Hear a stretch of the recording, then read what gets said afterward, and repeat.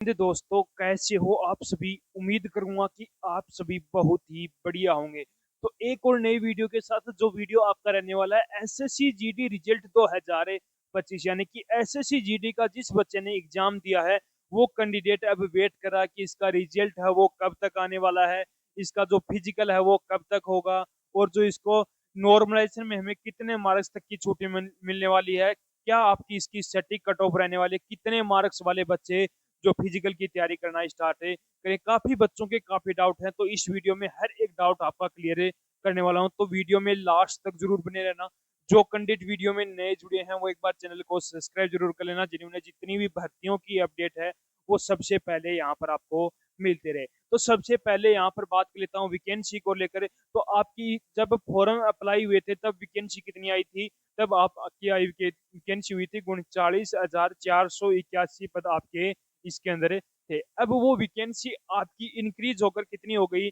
53,690 आपकी ये total vacancy हो चुकी है। अब कई बोल रहे हैं कि जो वैकेंसी है वो और भी काफी इंक्रीज होंगी। तो जो आपकी वैकेंसी इंक्रीज हो गई है, 14,000 प्लस वैकेंसी आपकी इंक्रीज हुई है, वो उतनी हो गई है, वो हो गई। अब आपकी कोई भी वैकेंसी इंक्रीज नहीं होने वाली है, चाहे आप लास्ट में देख लेना। अब आपकी वैकेंसी नहीं इंक्रीज होंगी, सिर्फ आपकी वैकेंसी है 53,690 ही वैकेंसी रहने वाली है। बात करूं जो रिजल्ट है वो आपका कब तक है जारी होगा, तो रिजल्ट है वो लगभग काफी बोल रहे थे कि 20 मई को आएगा, 25 मई को आएगा, 23 मई को आएगा, 28 मई को आएगा, लेकिन अभी तक कोई भी अपडेट नहीं है। लेकिन आपको एक उसके आसपास मैं बता देता हूँ कि यदि जून के फर्स्ट वीक तक, जून के जो फर्स्ट वीक है तब तक आपका जो रिजल्ट है वो लगभग लगभग जारी हो जाएगा। जून के फर्स्ट वीक तक आपका रिजल्ट है वो कन्फर्म है। ऐसे मान के चलो 99% चांस है कि आपका जून के फर्स्ट वीक में आपका रिजल्ट है वो जारी होने वाला है। अब बात करूं फिजिकल आपका कब तक होगा। जैसे ही जून के अंदर यदि आपका रिजल्ट जारी हो जाता है तो उसके 20 या 25 दिन बाद में ही आपका क्या होने वाला है, फिजिकल होने वाला है। यानी कि जुलाई के मिड में, जुलाई के मिड में आपका जो फिजिकल कंडक्ट करवाया जाएगा। बात करूं फॉर्म कितने अप्लाई हुए थे, जब स्टार्टिंग में वैकेंसी कितनी थी? 39,481 वैकेंसी थी।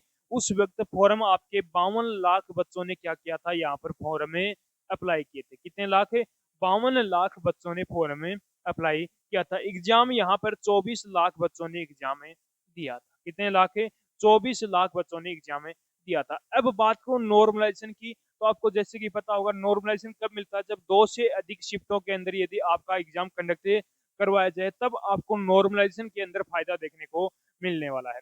तो इसके अंदर आपको कितना फायदा देखने को मिलेगा? तो कुछ शिफ्टों के अंदर आपको 15 मार्क्स तक का, कुछ शिफ्टों के अंदर 20, कुछ शिफ्टों के अंदर 25 और कुछ शिफ्टों के अंदर 30 मार्क्स तक का भी आपको नॉर्मलाइजेशन देखने को मिलने वाला है। तो आप ऐसे मान के चलो कि 15 से 30 मार्क्स तक के बीच में हर एक शिफ्ट के अंदर आपको नॉर्मलाइजेशन के में फायदा देखने को मिलने वाला है। कुछ शिफ्ट में 15, कुछ शिफ्ट में 20, कुछ शिफ्ट में 25, कुछ शिफ्टों के अंदर 30 मार्क्स तक का भी नॉर्मलाइजेशन आपको इसके अंदर देखने को मिलेगा। तो 15 से 30 मार्क्स तक की आप चाहे कोई भी शिफ्ट के अंदर एग्जाम दिया हो, 15 से 30 मार्क्स के बीच में आपको नॉर्मलाइजेशन में फायदा देखने को मिलने वाला है। अब हम बात कर लेते हैं जो आपकी वैकेंसी इंक्रीज हो गई थी 83,690, उसके बाद में जो कट ऑफ पर क्या प्रभाव पड़ा? तो ज्यादा प्रभाव नहीं पड़ा, बस थोड़ा बहुत इसके अंदर अंतर हो गया है। अब जो वैकेंसी इंक्रीज हो गई उसके बाद में जो आपकी एक कट ऑफ है वो क्या रहने वाली है, एक सटीक कट ऑफ इसके अंदर मैं आपको बताऊंगा। आपकी स्टेट वाइज कट ऑफ रहने वाली है और वो रो मार्क्स आपकी कट ऑफ रहने वाली है। यदि आपके इतने मार्क्स बन रहे हैं तो आप कैंडिडेट क्या हो, सेफ हो, आप अपनी फिजिकल की तैयारी पर लग जाओ। तो सबसे पहला जो स्टेट लिया मैंने, यूपी लिया है।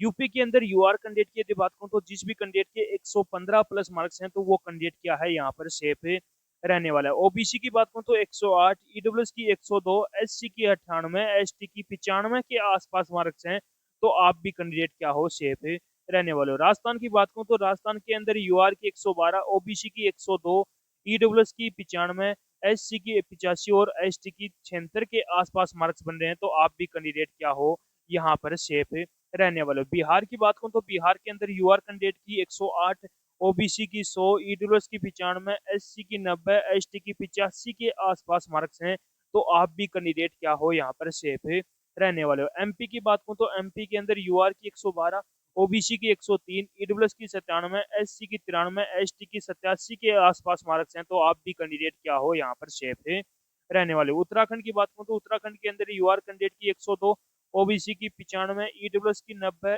एससी की 86, एसटी की 83 के आसपास मार्क्स हैं, तो आप भी कैंडिडेट क्या हो यहाँ पर सेफ है रहने वाले हो। एचपी हिमाचल प्रदेश की बात करूँ तो हिमाचल प्रदेश के अंदर यूआर की 105, ओबीसी की 98, ईडब्ल्यूएस की 94, एससी की 87, एसटी की 81 के आसपास मार्क्स हैं, तो आप भी कैंडिडेट क्या हो यहाँ पर सेफ है रहने वाले हो। आपके भी पूरे पूरे चांसेस बनते हैं। हरियाणा की बात करूँ तो हरियाणा के अंदर यूआर की 107, ओबीसी की 98, ईडब्ल्यूएस की 91, एससी की 81, एसटी की आपकी 71 के आसपास मार्क्स बन रहे हैं, तो आप भी कैंडिडेट क्या हो यहाँ पर सेफ है रहने वाले हो। दिल्ली की बात करूँ तो यूआर कैंडिडेट की 110, ओबीसी की 102, ईडब्ल्यूएस की 96, एससी की 90, एसटी की 86 के आसपास यदि आपके मार्क्स बन रहे हैं, तो आप भी कैंडिडेट क्या हो यहाँ पर सेफ है रहने वाले हो। चंडीगढ़ की बात करूँ तो चंडीगढ़ के अंदर यूआर कैंडिडेट की 106, ओबीसी की 97, एस ईडब्ल्यूएस की 92, एससी की 88, एसटी की 80 के आसपास मार्क्स बन रहे हैं, तो आप भी कैंडिडेट क्या हो यहाँ पर सेफ है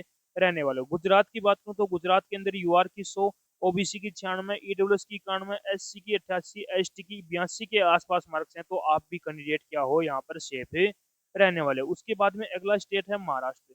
महाराष्ट्र की बात करूँ तो महाराष्ट्र के अंदर यूआर कैंडिडेट की 102, ओबीसी की 96, ईडब्ल्यूएस की 90, एससी की 81, एसटी की 76 के आसपास मार्क्स हैं, तो आप भी कैंडिडेट क्या हो सेफ है रहने वाले। गोवा की बात करूँ तो गोवा के अंदर यूआर की 90, ओबीसी की 82, ईडब्ल्यूएस की 75, एससी की 70, एसटी की 62 के आसपास मार्क्स हैं, तो आप भी क्या हो यहाँ पर सेफ है रहने वाले। कर्नाटक की बात करूँ तो कर्नाटक के अंदर यूआर की 94, ओबीसी की 90, ईडब्ल्यूएस की 87, एससी की 84, एसटी की 80 के आसपास मार्क्स हैं, तो आप भी क्या हो यहाँ पर सेफ है रहने वाले हो। केरला की बात करूँ तो केरला के अंदर यूआर कैंडिडेट की 95, ओबीसी की 84, ईडब्ल्यूएस की 76, एससी की 70, एसटी की 65 के आसपास मार्क्स हैं, तो आप भी क्या हो यहाँ पर सेफ है रहने वाले हो। तमिलनाडु की बात करूँ तो तमिलनाडु के अंदर यूआर की 85, ओबीसी की 78, ईडब्ल्यूएस की 75, एससी की 72, एसटी की 68 के आसपास मार्क्स हैं, तो आप भी क्या हो सेफ है रहने वाले हो। आंध्र प्रदेश की बात करूँ तो यूआर कैंडिडेट की 90, ओबीसी की 80,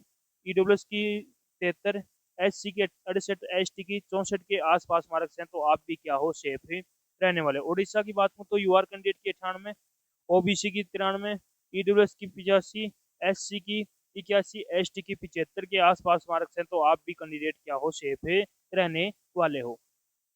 छत्तीसगढ़ की बात करूँ तो छत्तीसगढ़ के अंदर यूआर कैंडिडेट की 94, ओबीसी की 90, ईडब्ल्यूएस की 87, एससी की 82, एसटी की 77 के आसपास मार्क्स हैं, तो आप भी कैंडिडेट क्या हो सेफ है रहने वाले हो। झारखंड की बात करूँ तो झारखंड के अंदर यूआर कैंडिडेट की 104, ओबीसी की 96, ईडब्ल्यूएस की 94, एससी की 84, एसटी की 80 के आसपास मार्क्स हैं, तो आप भी कैंडिडेट क्या हो सेफ है रहने वाले हो। सिक्किम की बात करूँ तो सिक्किम के अंदर यूआर कैंडिडेट की 92, ओबीसी की 87, ईडब्ल्यूएस की 84, एससी की 78, एसटी की 74 के आसपास मार्क्स हैं, तो आप भी कैंडिडेट क्या हो यहाँ पर सेफ रहने वाले। उसके बाद में वेस्ट बंगाल की बात करूँ तो वेस्ट बंगाल के अंदर यूआर कैंडिडेट की मैं बता देता हूँ 90 के आसपास, ओबीसी, ईडब्ल्यूएस, एससी और एसटी की आप यहाँ पर देख लेना।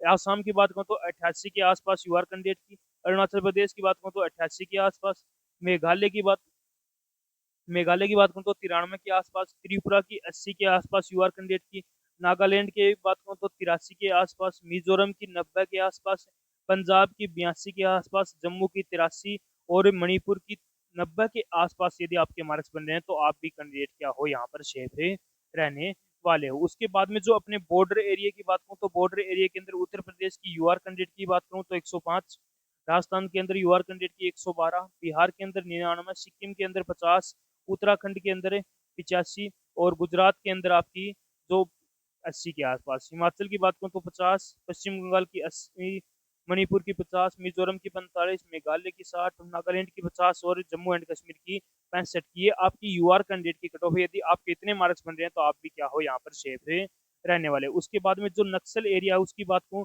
तो नक्सल एरिया के अंदर मध्य प्रदेश की 95 के आसपास, झारखंड की 102, पश्चिम बंगाल की 85 के प्लस और उड़ीसा की 82 प्लस, तेलंगाना की 75 प्लस, महाराष्ट्र की 85 प्लस, बिहार की 113 और छत्तीसगढ़ की 80 के प्लस आपके मार्क्स बन रहे हैं, तो आप भी कैंडिडेट क्या हो यहाँ पर सेफ रहने वाले हो। यदि आपके इन स्टेट से इतने मार्क्स बन रहे हैं, तो आप कैंडिडेट क्या हो, सेफ हो, आप अपनी फिजिकल की तैयारी पर जल्द से जल्द लग जाओ।